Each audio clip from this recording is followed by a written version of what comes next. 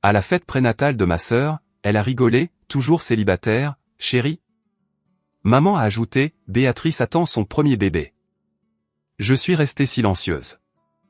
Puis un homme avec une enfant a dit, je suis le mari de Carole. Toute la salle était glacée. Je suis Cassandre, 34 ans, et c'est aujourd'hui la fête prénatale de ma sœur, Sophie, qui se tient au jardin de la Roseraie. Notre relation a toujours été tendue, mais je ne m'attendais pas à ce qui allait se passer ensuite. Alors que les invités se rassemblaient, Sophie a fait une blague cruelle sur mon statut de célibataire qui a laissé la pièce dans un silence gêné. Juste au moment où je pensais que je ne pouvais pas me sentir plus humilié, la porte s'est ouverte et un homme séduisant est entré, tenant une petite fille par la main. J'étais loin de me douter à quel point cet étranger allait tout transformer. Le matin de la fête prénatale de Sophie, je suis resté devant mon dressing plus longtemps que nécessaire, examinant chaque option de tenue. En tant que designer d'intérieur à Lyon, je m'habillais généralement avec assurance, mais les réunions de famille me faisaient toujours douter. J'ai finalement opté pour une robe midi rose poudrée, élégante sans être tape à accent grave-l'œil. Dieu m'en préserve de faire de l'ombre à la future maman.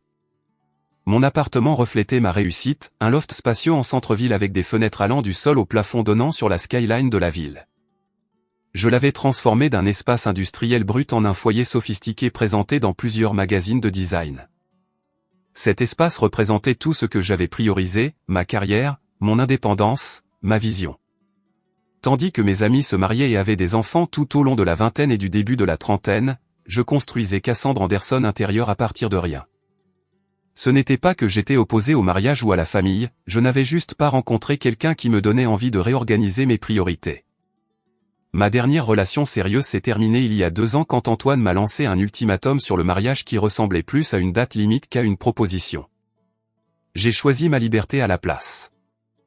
Mon téléphone a vibré avec un texto de maman, n'oublie pas d'apporter ton cadeau. Sophie s'est inscrite sur 4 listes différentes.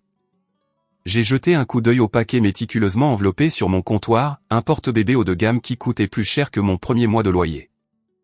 Non pas que Sophie l'apprécierait. Rien de ce que je faisais n'était jamais vraiment à la hauteur aux yeux de ma famille. Sophie avait 2 ans de moins que moi, mais s'était en quelque sorte positionnée comme l'enfant prodige de la famille.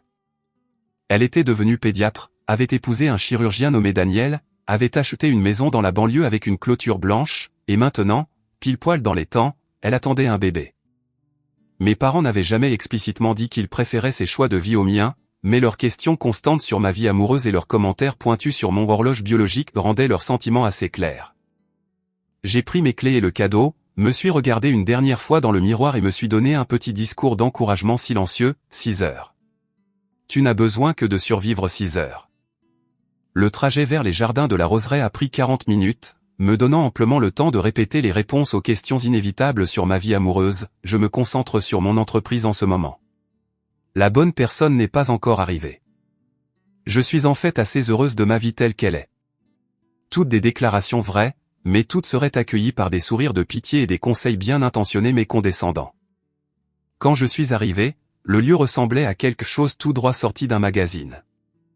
Des bouquets de roses blanches et de gypsophiles ornaient chaque surface. Une bannière Bienvenue bébé Jules était accrochée à l'entrée. Faites confiance à Sophie pour avoir la fête prénatale la plus parfaite possible, digne de Pinterest. J'ai affiché mon meilleur sourire et suis entré, repérant immédiatement ma mère dirigeant le personnel de la restauration avec une précision militaire. Elle s'est précipitée vers moi en me voyant, ses yeux tombant immédiatement sur mon cadeau. « Cassandre, tu as 15 minutes de retard. Tout le monde est déjà là. » Elle a légèrement ajusté mes cheveux, une habitude de mon enfance qui m'irritait toujours. Sophie demandait après toi. Les embouteillages, ai-je menti, sachant pertinemment que j'avais tourné 3 fois autour du pâté de maison pour retarder mon entrée. L'endroit est magnifique, n'est-ce pas? Sophie a tout planifié elle-même, même avec son emploi du temps chargé à l'hôpital. Une fille si organisée. L'implication étant, bien sûr, que je ne l'étais pas. J'ai hoché la tête et scanné la pièce, comptant au moins 30 femmes discutant en petits groupes. J'ai reconnu des tantes, des cousines, des amies de Sophie de la faculté de médecine, et quelques voisines de notre rue d'enfance. Toutes les personnes importantes dans la vie de Sophie étaient là pour la célébrer. Tante Martine m'a aperçu et m'a fait un signe de la main enthousiaste. Je me suis préparé alors qu'elle se précipitait, sachant exactement ce qui allait arriver. Cassandre, ma chérie, ça fait si longtemps. Elle m'a embrassé dans un nuage de parfums coûteux. Tu as l'air merveilleuse. Un homme spécial dans ta vie? Et ainsi commençaient les hostilités. Pas pour le moment, tante Martine. Mon entreprise me garde très occupé. J'ai changé de sujet. Comment se passe la retraite de l'oncle Philippe? Elle s'est lancée dans un compte rendu détaillé de leur récente croisière, me donnant un moment pour respirer. À travers la pièce, j'ai croisé le regard de Sophie. Ma sœur était radieuse dans une robe de maternité bleu pâle qui mettait en valeur son ventre de 7 mois. Elle m'a fait un petit signe de la main, mais n'a fait aucun mouvement pour venir me saluer. J'ai dû aller vers elle, comme toujours. Je me suis frayé un chemin à travers la foule, acceptant les câlins et détournant les questions personnelles aussi efficacement que possible. Au moment où j'ai atteint Sophie, j'avais déjà expliqué mon statut de célibataire à 5 membres de ma famille et à 2 de ses amis. « Tu as réussi à venir », a dit Sophie, acceptant mon câlin obligatoire. Je commençais à penser que tu ne viendrais pas à manquer la fête prénatale de ma seule sœur? Jamais. Je lui ai tendu le cadeau. C'est pour bébé Jules. Merci. Tu peux le mettre sur la table avec les autres. Elle a fait un geste vers une table déjà débordante de cadeaux. Maman m'a dit que ton entreprise marchait bien. Ça doit te tenir occupé. La façon dont elle a dit occupé donnait l'impression que c'était un lot de consolation. Ça l'est. Je viens de terminer un projet pour ce PDG de technologie qui a été présenté dans Capital le mois dernier. Je n'ai pas pu m'empêcher de laisser un peu de fierté transparaître dans ma voix. C'est bien. Ça doit être épanouissant de décorer les maisons familiales des autres.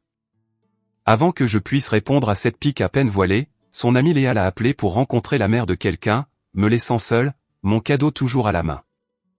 Je l'ai posé sur la table désignée et me suis dirigé directement vers la station de Mimosa. L'après-midi allait être long. La première heure s'est écoulée dans un flou de jeux de fête prénatale qui semblait conçu pour souligner mon statut d'outsider. Devinez la saveur de la nourriture pour bébé et ne dites pas bébé était assez innocent, mais partagez votre souvenir de maternité préférée m'a laissé silencieuse tandis que d'autres roucoulaient sur les premiers pas et les prononciations mignonnes. Je me suis occupé à aider maman à distribuer les canapés et à remplir les coupes de punch, jouant le rôle de la fille serviable tout en évitant les conversations. Ma cousine Béatrice m'a coincé près du buffet de dessert. Alors, pas d'accompagnateur aujourd'hui? Je pensais qu'après Antoine, tu aurais trouvé quelqu'un de nouveau maintenant. J'ai souri poliment. Je fais une pause dans les rencontres, je me concentre sur moi-même. C'est courageux. Son ton suggérait que c'était tout sauf cela. Tu sais, mon amie Justine est divorcée, mais vraiment gentille. Je pourrais lui donner ton numéro. J'apprécie l'idée, mais je vais bien, ai-je dit, attrapant une fraise pour éviter toute discussion supplémentaire.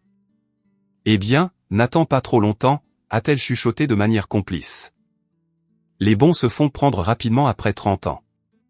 Je me suis excusé pour aller aux toilettes, ayant besoin d'un moment seul. Dans le miroir, j'avais exactement l'air de ce que je ressentais, légèrement rouge, les sourires tendus sur les bords.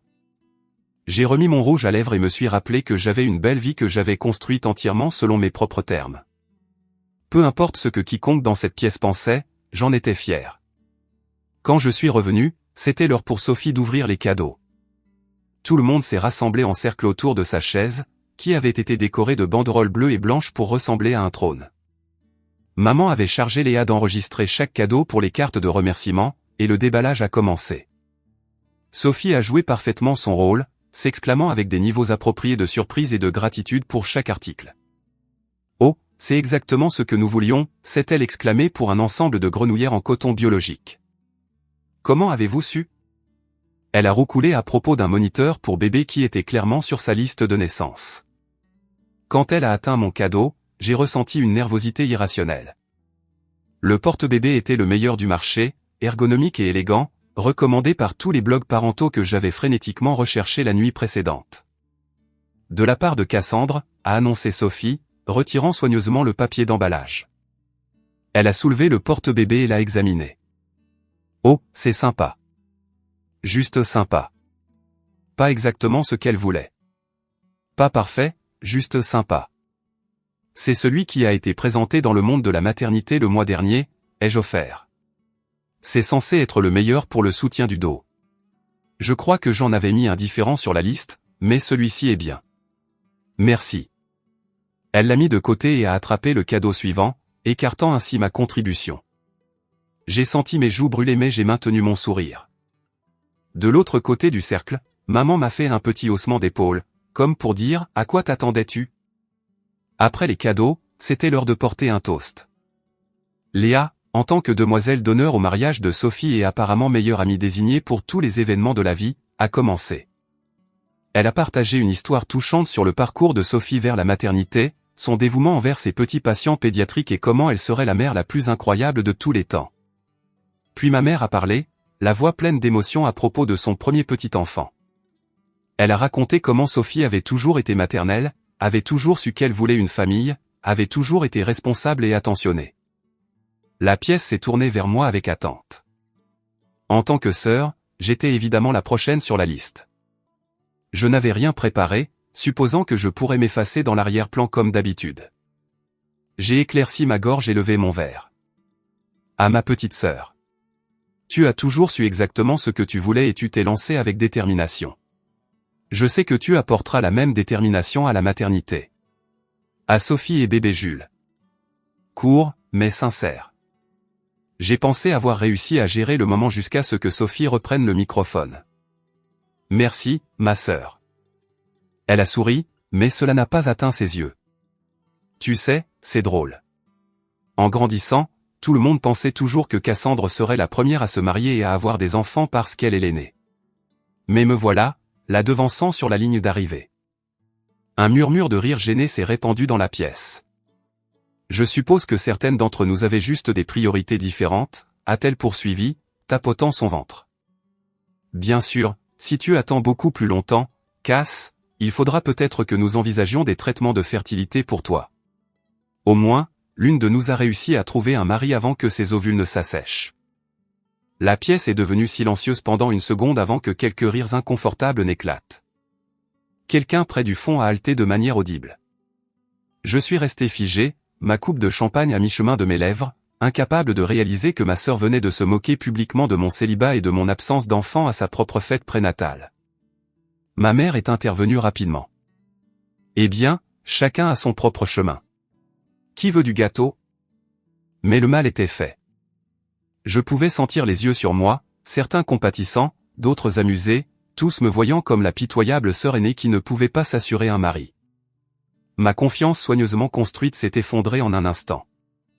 J'ai posé mon verre avec des doigts tremblants et me suis excusé.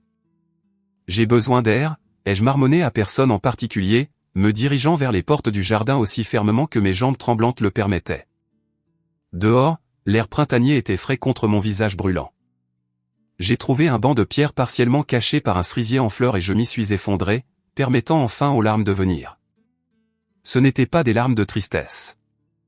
C'étaient des larmes de colère, de frustration qui s'étaient accumulées pendant des années de commentaires méprisants et de compliments perfides. Comment osait-elle? Comment Sophie osait-elle utiliser son moment de célébration pour m'humilier publiquement?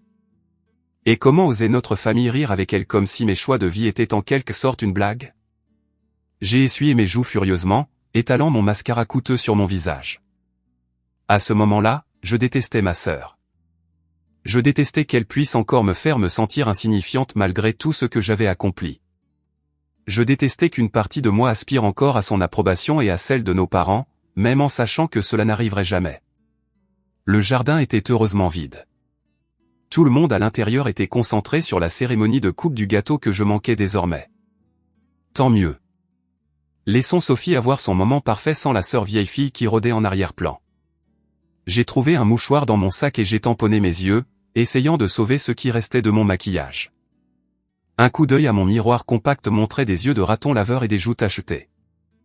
Adieu la dignité. Ça va? La petite voix m'a surprise.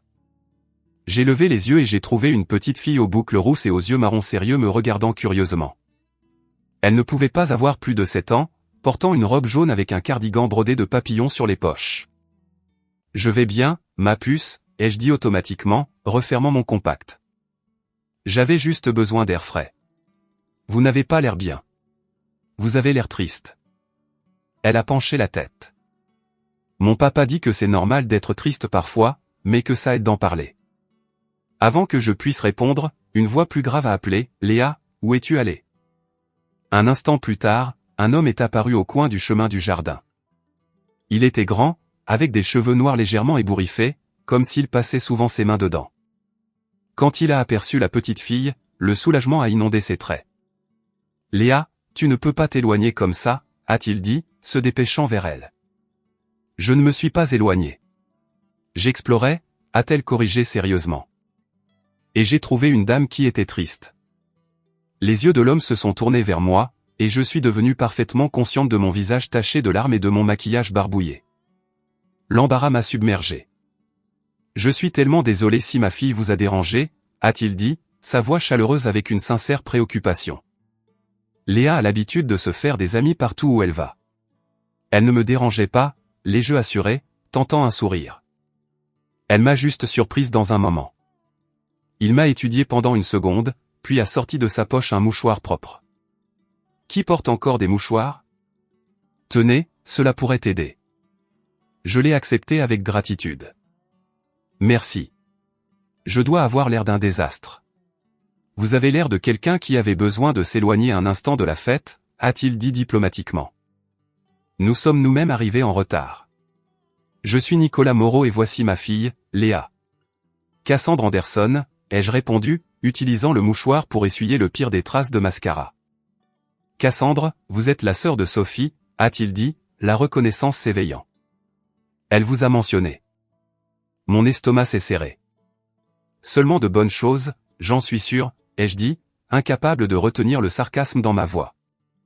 La bouche de Nicolas s'est plissée à un coin. En fait, elle a surtout mentionné que vous êtes designer d'intérieur.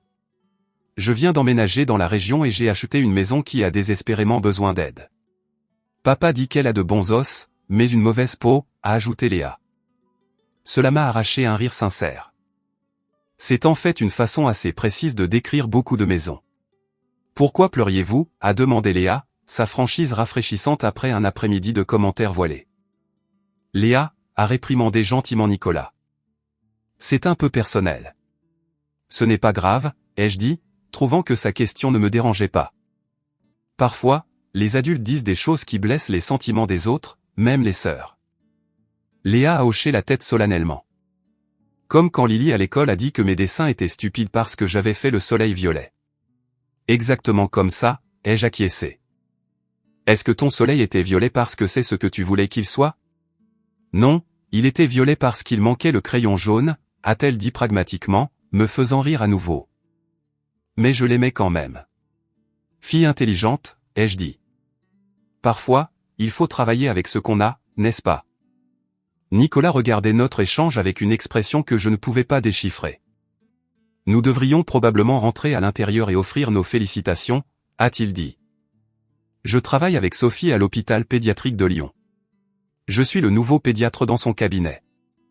Cela expliquait sa présence à un événement majoritairement féminin. Êtes-vous à Lyon depuis longtemps? Seulement 3 mois, a-t-il dit. Nous avons déménagé de Bordeaux après. Il a jeté un coup d'œil à Léa qui s'était éloignée de quelques mètres pour examiner un papillon sur un buisson. Après que nous ayons eu besoin d'un nouveau départ. Quelque chose dans son ton me disait qu'il y avait plus à cette histoire. Avant que je ne puisse répondre, Léa a appelé, « Papa, regarde. C'est un papillon monarque. Il est magnifique. » Merveilleux, a-t-il répondu, puis s'est tourné vers moi. Voudriez-vous venir à l'intérieur avec nous? J'aurais besoin d'un allié. Je ne connais presque personne ici. Dans des circonstances normales, j'aurais trouvé une excuse. J'aurais dit que j'avais besoin de plus de temps seul ou que je pensais partir tôt. Mais quelque chose dans ses yeux gentils et la franchise adorable de Léa m'a fait hocher la tête. J'aimerais ça, ai-je dit, me levant et lissant ma robe. Bien que je doive probablement arranger mon visage d'abord.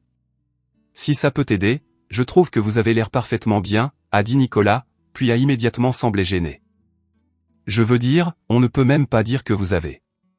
C'est-à-dire. C'est bon, ai-je dit, souriant à son malaise. Je vois ce que vous voulez dire. Léa est revenue en sautillant vers nous. Vous venez manger du gâteau avec nous? Papa a dit qu'il y aura du gâteau. Il y a définitivement du gâteau, ai-je confirmé. Et oui, je vais vous rejoindre. Léa a rayonné et a impulsivement pris ma main. Bien. Vous pouvez vous asseoir avec nous. Papa ne sait pas comment parler au fait. Il devient bizarre. Nicolas a gémi. Et c'est assez de révélations sur moi pour une journée, merci, Léa. J'ai ri, me sentant plus légère que je ne l'avais été de toute la journée. Si ça peut te rassurer, je ne suis pas non plus très fêtarde. Pourquoi pas, a demandé Léa. Les fêtes ont du gâteau.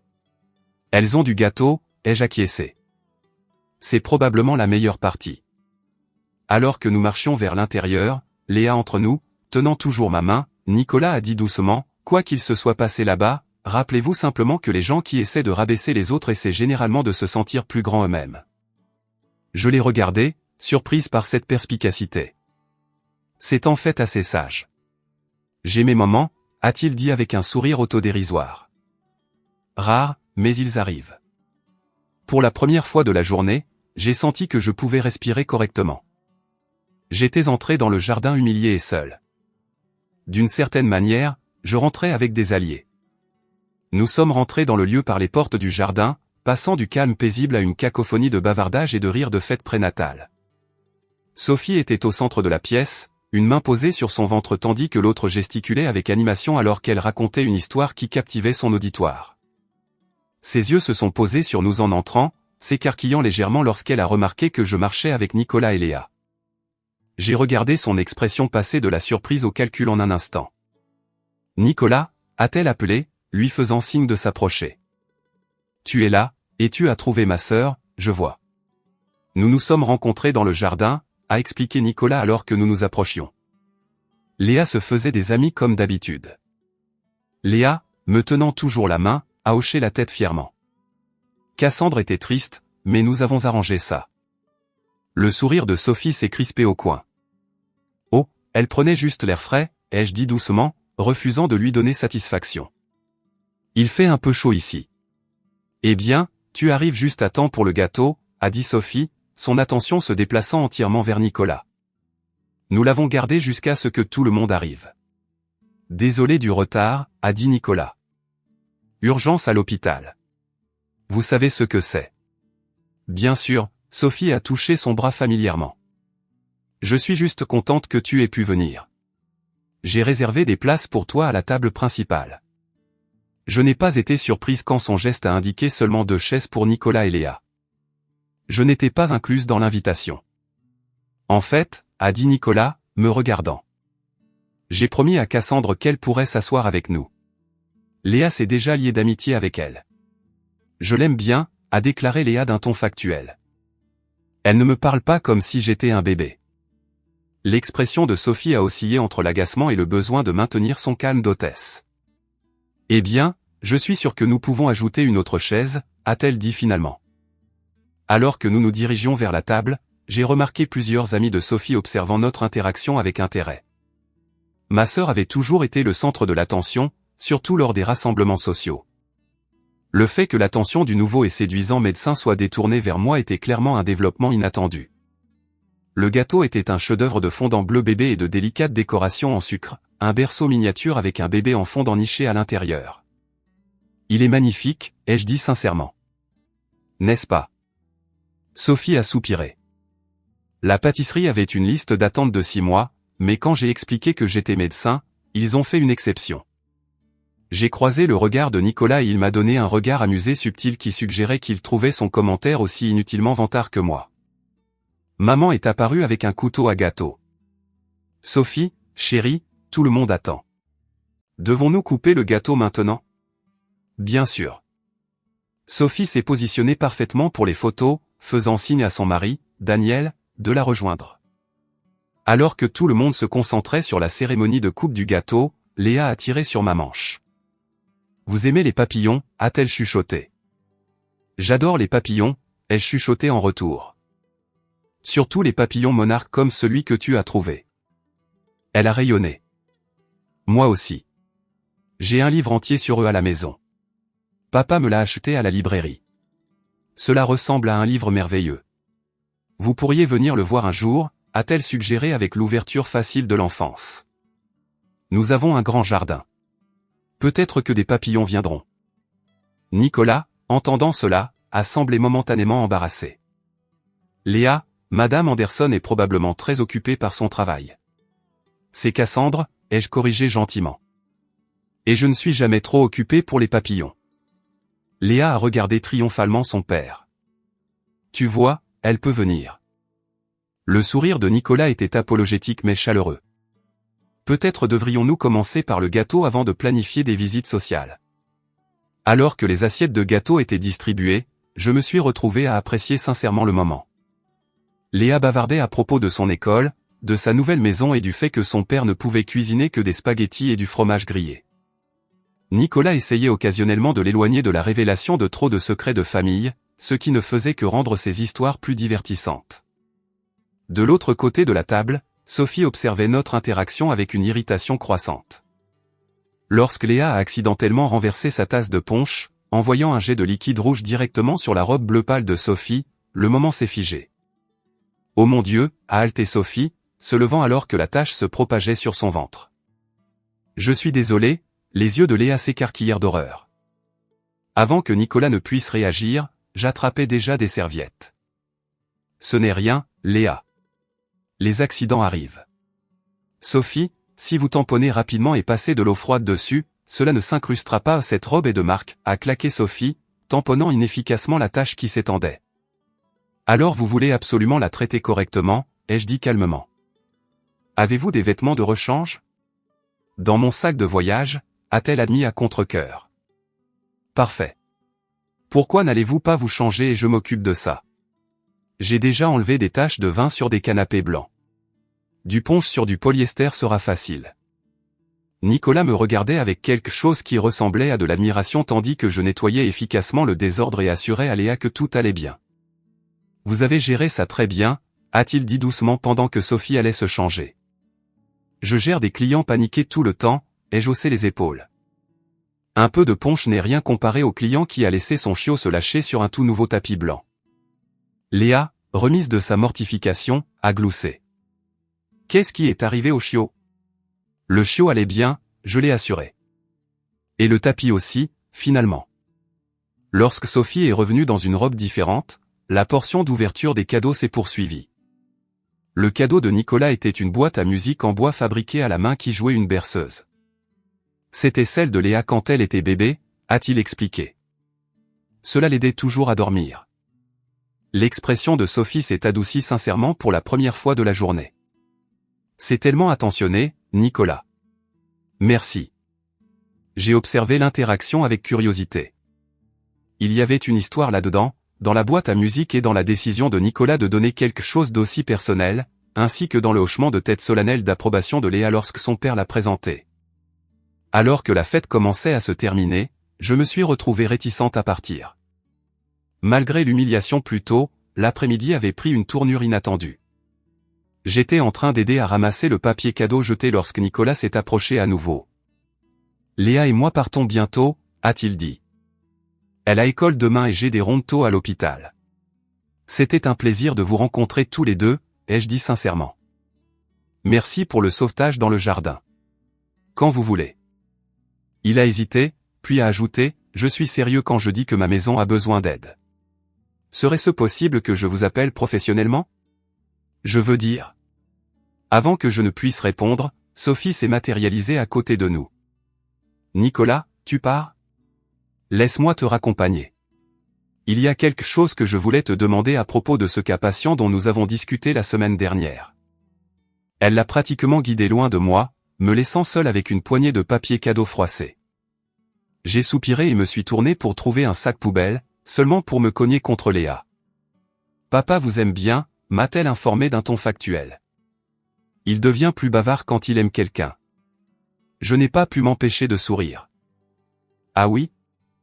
Elle a hoché la tête sérieusement. Il a écrit votre nom sur sa main pour ne pas l'oublier. Il fait ça avec les choses importantes. Avant que je ne puisse traiter cette information, Léa est partie en sautillant pour rejoindre son père à la porte. En partant, Nicolas s'est retourné et m'a fait un petit signe de la main. J'ai répondu, me sentant comme une adolescente qui a le béguin au lieu d'une femme adulte dans la trentaine. J'ai aidé maman à emballer les restes de nourriture lorsque Sophie m'a coincé dans la petite cuisine du lieu. Les derniers invités étaient partis, et Daniel chargeait les cadeaux dans leur SUV. C'était quoi exactement, a exigé Sophie, sa voix basse mais acerbe. J'ai continué à envelopper une assiette de sandwich dans du film plastique. Quoi? Tu sais exactement de quoi je parle. Nicolas Moreau est mon collègue, Cassandre. Nous travaillons ensemble tous les jours. J'ai posé l'assiette et lui ai fait face. Et nous avons eu une conversation. Il a l'air gentil. Il est gentil, et nouvellement célibataire après avoir perdu sa femme. La dernière chose dont il a besoin, c'est de quelqu'un qui flirte avec lui à une fête prénatale de toute chose. L'implication m'a piqué. Je ne flirtais pas avec lui. Sa fille m'a trouvé dehors après que ta petite blague m'ait humilié devant tout le monde, et ils ont eu la gentillesse de s'assurer que j'allais bien. Sophie a eu la grâce de paraître momentanément embarrassée, mais cela s'est rapidement transformé en défensive. C'était juste une blague, Cassandre. Tu es tellement sensible ces jours-ci. Une blague. J'ai senti des années de colère refoulées bouillonner à la surface. Tu t'es moqué publiquement de mon célibat et de mon absence d'enfant.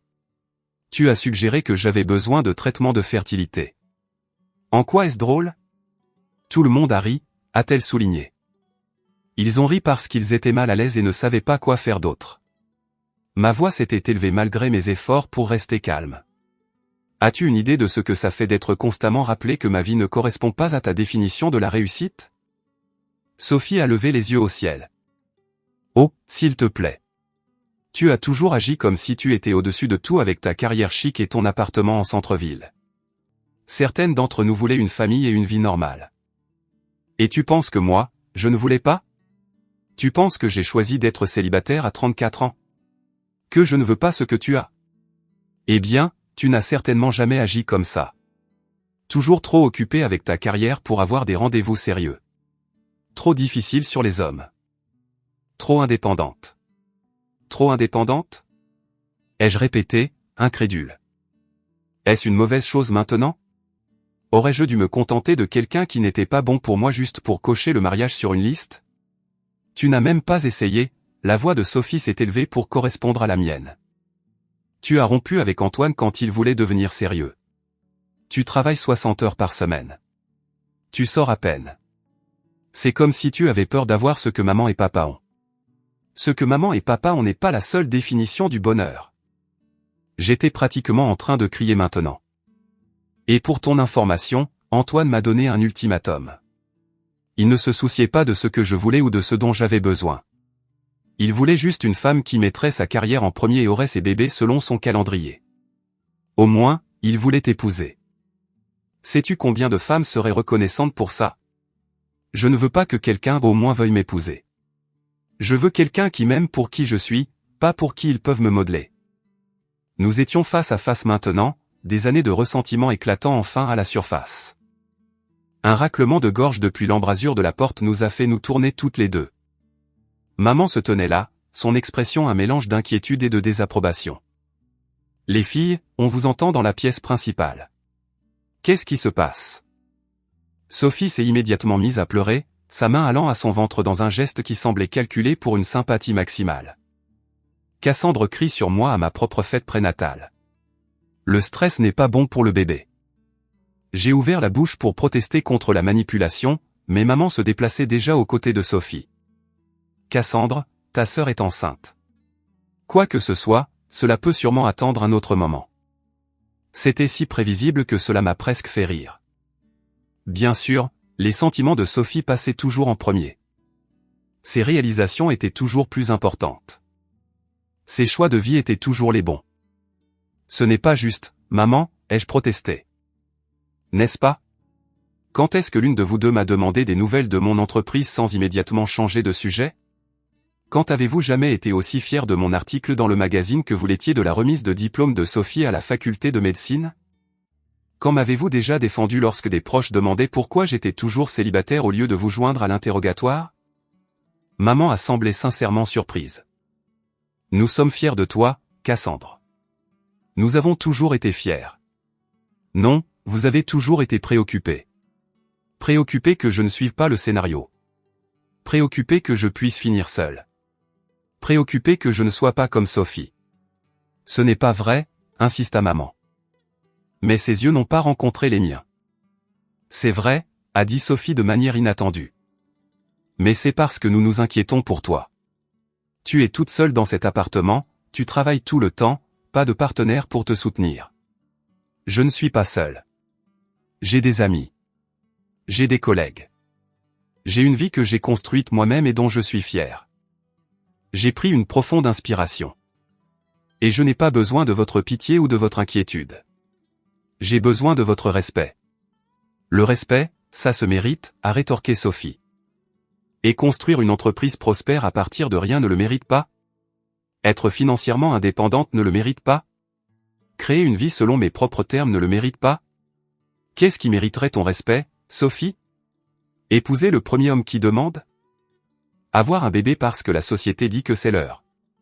Arrêtez, vous deux, est intervenue maman. C'est ridicule. Vous êtes sœurs, de la même famille. Être de la même famille ne lui donne pas le droit de m'humilier, ai-je dit doucement. Et ça ne te donne pas le droit de toujours prendre son parti. Le visage de maman a rougi. Je ne prends pas toujours son parti. Nomme une seule fois où tu ne l'as pas fait, ai-je défié. Le silence qui a suivi fut une réponse suffisante. Je pense que je devrais partir, ai-je dit finalement. Félicitations pour le bébé, Sophie. J'espère qu'il grandira dans une famille qui valorise l'individualité plus que la conformité. Je suis sorti de la cuisine, passant devant Daniel, qui avait clairement entendu au moins une partie de la dispute. Il a eu la décence d'avoir l'air mal à l'aise. J'ai attrapé mon sac là où je l'avais laissé et me suis dirigé vers la sortie sans regarder en arrière. Dehors, la soirée de printemps était fraîche et claire. J'ai pris une profonde inspiration, me sentant à la fois épuisée et en quelque sorte plus légère. Après des années à essayer de gagner une approbation que je n'aurais jamais, je m'étais finalement défendu, ainsi que mes choix. Cassandre. Je me suis tourné pour trouver Nicolas debout près de sa voiture, Léa attachée à l'arrière. Je pensais que vous étiez parti, ai-je dit, surprise. Léa a oublié son gilet, a-t-il expliqué, brandissant le cardigan à papillons. Est-ce que tout va bien? Vous avez l'air bouleversé. Juste des drames familiaux, ai-je dit, tentant un sourire. Rien de nouveau. Il m'a étudié un instant. Nous allions nous arrêter pour manger une glace en rentrant. La récompense de Léa pour s'être bien tenue à la fête. Voudriez-vous vous joindre à nous? La glace répare la plupart des choses, selon la philosophie de vie de Léa. La gentillesse de son offre a failli me défaire. J'aimerais ça, ai-je admis. Mais je suis venu en voiture, donc je devrais vous suivre. Parfait, a-t-il dit, sortant son téléphone. Donnez-moi votre numéro et je vous enverrai l'adresse par texto. Alors que je dictais mon numéro, j'ai remarqué qu'il avait déjà une marque de stylo sur sa paume, exactement comme Léa l'avait dit. La pensée m'a fait sourire malgré tout. Le glacier était un petit endroit familial appelé le Délice. Léa nous a conduits à la meilleure table près de la fenêtre, m'informant avec autorité que la fraise était bonne, mais que le chocolat était meilleur. Nicolas la regardait avec une tendresse amusée. Elle n'a pas tort pour le chocolat, a-t-il confié pendant que nous attendions notre commande. Bien que j'ai un faible pour la menthe chocolat moi-même. La menthe chocolat a toujours été ma préférée aussi, ai-je admis. Léa a plissé le nez. La menthe a le goût de dentifrice. La sagesse des enfants. Nicolas a ri, allant droit au cœur du sujet. Nos glaces sont arrivées, chocolat pour Léa, menthe chocolat pour Nicolas et moi. Et pendant quelques minutes, nous l'avons apprécié dans un silence agréable. Alors, a finalement dit Nicolas, sans trop insister, voulez-vous parler de ce qui s'est passé là-bas? Vous sembliez très bouleversé en sortant. J'ai hésité, remuant ma glace pensivement. La famille est compliquée. Ma sœur et moi, nous ne nous sommes jamais vraiment comprises. Les sœurs peuvent être comme ça, a-t-il hoché la tête. Mon frère et moi sommes aussi des opposés complets. Ce n'est pas seulement que nous sommes différentes, ai-je essayé d'expliquer. C'est que ma famille considère ses choix de vie comme les bons et les miens comme temporaires. Comme si je faisais juste passer le temps jusqu'à ce que je me mette au pas, que je me marie et que j'ai des enfants. Et ce n'est pas ce que vous voulez, a-t-il demandé prudemment. Ce n'est pas que je ne veux pas ces choses. Je les veux juste à mes conditions, avec la bonne personne, quand cela a du sens pour ma vie, pas parce que c'est ce qui est attendu. Je peux comprendre ça, a-t-il dit. La vie suit rarement le plan de toute façon. Quelque chose dans son ton m'a fait lever les yeux. Est-ce ce qui s'est passé avec vous et Léa? Ses yeux se sont déplacés vers sa fille qui créait joyeusement une moustache de glace. D'une certaine manière. Caroline, ma femme, et moi avions toute une vie tracée, jalons de carrière, 2 enfants, maison en banlieue. Puis elle a été diagnostiquée avec un cancer de l'ovaire quand Léa avait 4 ans. 18 mois plus tard, elle était partie. Nicolas, je suis tellement désolé, ai-je dit doucement. Il m'a donné un sourire triste. Le fait est que vous pouvez tout faire correctement et la vie vous réserve quand même des surprises. Alors, autant vivre authentiquement en attendant. Léa a levé les yeux. Vous parlez encore de maman? Juste un peu, ma puce, a dit Nicolas gentiment. Léa a hoché la tête solennellement. Papa dit que c'est normal d'être triste parfois, mais nous devons aussi nous souvenir des choses joyeuses. Elle s'est tournée vers moi. Vous voulez voir mon dessin? Je l'ai fait pendant que vous parliez. Elle a poussé une serviette à travers la table. Dessus, elle avait dessiné 3 bonshommes allumettes, un grand avec des cheveux en épi étiquetés et papa, un petit avec des cheveux bouclés étiquetés et moi, et un moyen avec des cheveux longs étiquetés et Cassandre. C'est un beau dessin, Léa, ai-je dit, sincèrement touché. Merci de m'avoir incluse. De rien. Vous pouvez le garder si vous voulez.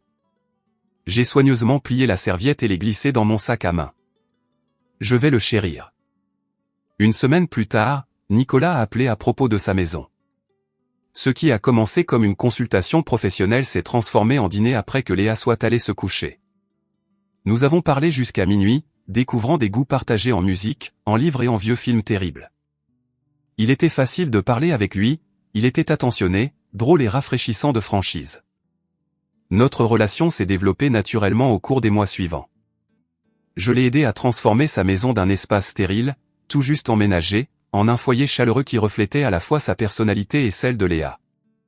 Il écoutait mes histoires sur des clients difficiles et des tensions familiales sans jugement. Léa et moi avons planté un jardin de papillons dans leur arrière-cour, avec des asclépiades pour les monarques. 3 mois après la fête prénatale, Sophie a donné naissance à un petit garçon en bonne santé. J'ai envoyé des fleurs et un cadeau, mais je n'ai pas visité l'hôpital. Une semaine plus tard, Nicolas m'a encouragé à la contacter. La famille est compliquée, m'a-t-il rappelé de mes propres mots. Mais c'est toujours la famille. Je suis allé chez elle seule, armée d'un autre cadeau et d'attente modérée. Sophie a ouvert la porte, l'air épuisé, mais heureuse. Bébé Jules était niché contre son épaule. Cassandre, dit-elle, surprise évidente dans sa voix. Je ne m'attendais pas à te voir. Je peux partir si ce n'est pas le bon moment, ai-je proposé. Non, entre. Elle a reculé. Jules vient de manger, alors il devrait être tranquille un moment. La visite fut maladroite au début, mais lorsqu'elle a placé Jules dans mes bras, quelque chose a changé. Mon neveu était minuscule et parfait, sa petite main s'enroulant autour de mon doigt avec une force surprenante. Il est magnifique, sauf, ai-je dit sincèrement. Il l'est, n'est-ce pas? Son visage s'est adouci d'amour en regardant son fils. C'est plus difficile que ce à quoi je m'attendais. Les nuits sans sommeil, l'inquiétude constante. Je pensais que parce que j'étais pédiatre, j'aurais tout compris. Personne n'a tout compris, ai-je dit, pensant aux mots de Nicolas sur la vie et les surprises. Je suis désolé pour ce que j'ai dit à la fête, a dit Sophie soudainement. C'était cruel et inutile. J'étais jalouse. Jalouse de quoi? De ta liberté, de ta réussite, du fait que tu aies construit quelque chose qui est entièrement à toi. Elle a soupiré. Ne te méprends pas, j'aime Daniel et je voulais ce bébé plus que tout, mais parfois je regarde ta vie et je me demande ce que ça ferait de ne répondre qu'à moi-même. C'était peut-être la conversation la plus honnête que nous ayons jamais eue. Nous n'avons pas tout résolu ce jour-là, mais c'était un début. La première fois que j'ai amené Nicolas à un dîner de famille, mes parents ont été visiblement surpris. Ils l'avaient rencontré brièvement à l'hôpital après la naissance de Jules, mais ne l'avaient pas associé à moi. Léa les a charmés immédiatement avec des histoires sur notre jardin de papillons. Alors, comment vous êtes-vous rencontrés tous les deux, a demandé papa au-dessus du dessert. À la fête prénatale de Sophie, a répondu Nicolas. Léa a trouvé Cassandre dans le jardin et a décidé que nous devrions être amis. Meilleure décision que j'ai jamais prise, a déclaré fièrement Léa. Maman nous a regardés tout au long du dîner, son expression pensive. Alors que Nicolas et papa discutaient de baseball, elle m'a prise à part dans la cuisine. Il a l'air gentil, a-t-elle dit prudemment. Il est gentil, ai-je confirmé. Et attentionné, intelligent, et un père merveilleux. Et tu es heureuse? J'ai réfléchi sérieusement à la question. Je le suis, mais pas parce que j'ai enfin trouvé quelqu'un. Maman, j'étais heureuse avant. C'est juste un bonheur différent. Elle a hoché la tête lentement. Je pense que je comprends ça maintenant. Je suis désolé si nous t'avons fait sentir que tes choix n'étaient pas valables, Cassandre. Nous voulions juste que tu aies ce qui nous rendait heureux. Je sais, ai-je dit, me surprenant à le croire. Mais j'avais besoin de trouver ma propre version du bonheur. Alors que l'automne se transformait en hiver, Nicolas et moi nous sommes rapprochés. Léa m'a demandé si je pouvais les aider à décorer leur arbre de Noël, puis si je voulais me joindre à eux pour Noël au matin. Au printemps, je passais plus de nuits chez eux que dans mon appartement. Un soir, alors que nous plantions de nouvelles fleurs dans le jardin de papillons qui était devenu notre projet, Nicolas a demandé nonchalamment, « As-tu déjà pensé à emménager ici ?» Officiellement, je veux dire. Je me suis assise sur mes talons, de la terre tachant mes gants de jardinage. « Es-tu en train de me demander d'emménager avec toi ?» Je demande si tu y as pensé, a-t-il clarifié avec un sourire. Léa et moi, nous y avons pas mal pensé, en fait. Et que pense Léa de l'idée? Pourquoi ne lui demandes-tu pas toi-même? Je me suis tourné pour trouver Léa debout derrière moi, tenant une petite boîte en velours avec une expression solennelle. Léa, qu'est-ce que c'est? Ai-je demandé, mon cœur s'accélérant soudainement. Papa a dit que je pouvais la tenir pour lui, a-t-elle expliqué. Parce que je vous ai trouvé en premier. Nicolas a pris la boîte des mains de Léa et s'est agenouillé à côté de moi dans le jardin. Ce n'est pas comme ça que j'avais prévu de faire ça. J'avais préparé tout un discours sur le timing, les deuxièmes chances et comment tu as transformé notre maison en foyer avant même d'y emménager. Mais la vérité est plus simple que cela. Il a ouvert la boîte pour révéler une bague émeraude de style vintage. Je t'aime, Cassandre. Léa t'aime. Nous aimerions que tu fasses officiellement partie de notre famille. Veux-tu m'épouser? J'ai regardé de Nicolas à Léa, qui regardait avec des yeux pleins d'espoir, et j'ai pensé à tout le chemin parcouru depuis ce moment humiliant à la fête prénatale. Au final, j'avais trouvé l'amour, non pas en compromettant qui j'étais ou en me précipitant pour respecter un calendrier arbitraire, mais en étant authentiquement moi-même jusqu'à ce que je trouve quelqu'un qui valorisait cela. Oui, ai-je dit, des larmes de joie débordant. Oui à vous deux. Léa m'a jeté ses bras autour du cou. Je savais que tu dirais oui. Est-ce que je peux être la fille d'honneur? Est-ce qu'on peut avoir un chiot maintenant? Nicolas a ri. Une décision qui change la vie à la fois, ma puce. Alors qu'il glissait la bague à mon doigt, j'ai réalisé que la famille que je construisais n'était pas celle que j'avais imaginée étant jeune fille. Elle était meilleure, plus riche, plus authentique, car elle s'était formée en son propre temps parfait. Un an après la fête prénatale de Sophie, j'étais dans son jardin, regardant Léa chasser Jules, maintenant un bambin d'1 an, à travers l'herbe. Nicolas était en pleine conversation avec Daniel près du grill, les deux hommes riant de quelque chose. Mes parents étaient assis à proximité, maman berçant bébé Chloé, la deuxième grossesse surprise de Sophie sur ses genoux. Qui aurait pensé que nous en serions là, a dit Sophie, me rejoignant avec 2 verres de limonade. J'en ai accepté un avec gratitude. Certainement pas moi. Pas après cette fête. Mon Dieu, j'ai été horrible avec toi ce jour-là. Elle secoua la tête. Les hormones de grossesse ne sont pas une excuse pour être une sœur terrible. De l'eau sous les ponts, les jeux assurés. Au cours de l'année écoulée, nous avions progressivement reconstruit notre relation sur des bases plus honnêtes. Ce n'était pas parfait, mais c'était réel d'une manière qui ne l'avait jamais été auparavant. Alors, elle a fait un geste vers ma simple bague de fiançailles. Avez-vous fixé une date? Septembre, ai-je dit. Petite cérémonie, juste la famille et les amis proches. Léa veut relâcher des papillons au lieu de jeter du riz. Bien sûr qu'elle le veut, Sophie a souri affectueusement à sa future nièce. C'est quelque chose, cet enfant. Elle l'est. J'ai acquiescé, regardant Léa aider soigneusement Jules à franchir une petite marche. C'est elle qui m'a trouvé en pleurs dans le jardin ce jour-là. Tu sais, si elle ne s'était pas éloignée de Nicolas. Alors, mon horrible commentaire t'a en fait mené à rencontrer l'amour de ta vie. Sophie a haussé un sourcil. Tu ne vas pas me remercier, n'est-ce pas? J'ai ri. N'allons pas jusque-là, mais j'ai fait la paix avec ça. Tout arrive en son propre temps, n'est-ce pas? L'année passée avait été celle d'un profond changement et d'une croissance. Nicolas, Léa et moi avions créé notre propre unité familiale, construite sur le respect mutuel et la compréhension. Mon entreprise de design s'était développée et j'avais embauché 2 assistantes pour aider à gérer la charge de travail. Je travaillais toujours dur, mais j'avais trouvé un équilibre qui me permettait d'être présente pour les pièces de théâtre scolaire et les dîners de famille. Maman s'est approchée, portant Chloé. Cette petite a besoin de sa tante Cassandre, a-t-elle déclaré, me transférant le bébé dans les bras. Elle a été grognon toute la matinée, mais je parie que tu peux la charmer. J'ai bercé Chloé contre ma poitrine, respirant son odeur de bébé. Autrefois, se faire confier un bébé m'aurait mise mal à l'aise, consciente de toutes les attentes et jugements derrière le geste. Maintenant, j'ai simplement profité du moment pour ce qu'il était. Tu es une mère naturelle, a observé maman. J'ai de la pratique avec Jules, ai-je souligné, et Léa m'a donné des leçons sur la bonne technique pour tenir une poupée. Affaire très sérieuse, tenir une poupée. Maman a acquiescé solennellement. Après une pause, elle a ajouté, je suis désolé que nous t'ayons tant mis la pression sur le mariage et les enfants. En te regardant avec Nicolas et Léa, je peux voir maintenant que le timing est différent pour tout le monde. Merci de dire ça, ai-je dit, sincèrement touché. Cela signifie beaucoup. Ton père et moi en parlions hier soir, en fait, à quel point tu as l'air plus heureuse maintenant non pas parce que tu vas te marier, mais parce que tu as trouvé ton chemin selon tes propres termes.